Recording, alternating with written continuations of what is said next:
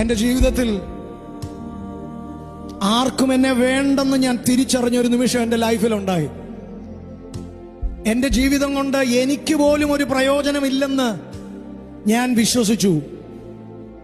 പിശാച് എന്നെ അങ്ങനത്തെ ഒരു സാഹചര്യത്തിലേക്ക് എന്നെ കൊണ്ടുവന്നാക്കിയിട്ട് പറഞ്ഞു, നിന്നെ ഇനി ഒന്നിനും കൊള്ളത്തില്ല, നിന്റെ ലൈഫ് ഇവിടം കൊണ്ട് തീരുക, നീ ഒരു ഭാരമാ, നീ ഒരു ബാധ്യതയാ എന്നൊക്കെ എന്നെ പറഞ്ഞ് തെറ്റിദ്ധരിപ്പിച്ചു, എന്നെ വിശ്വസിപ്പിച്ചു. എന്നാൽ അന്ന് രാത്രി ഞാനൊരു ശബ്ദം കേട്ടു.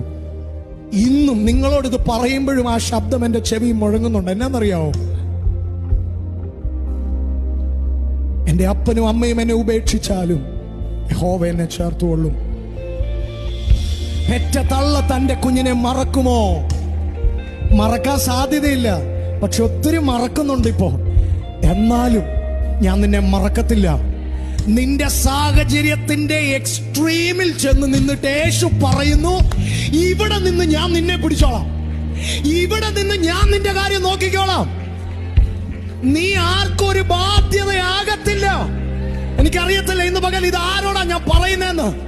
എന്നെ കേൾക്കുന്ന യൗവനക്കാരാ, നിന്നോട് ഞാൻ എന്റെ ലൈഫിൽ നിന്ന് പറയുന്നു, നിന്നെ ഒരു ബ്ലെസ്സിംഗ് ആക്കി എന്റെ കർത്താവ് മാറ്റും. നിന്നെ അവഗണിച്ചവരുടെ മുൻപിൽ നിന്നെ പരിഗണിക്കുന്ന ഒരു ദിവസം എന്റെ കർത്താവ് വെച്ചിട്ടുണ്ട്.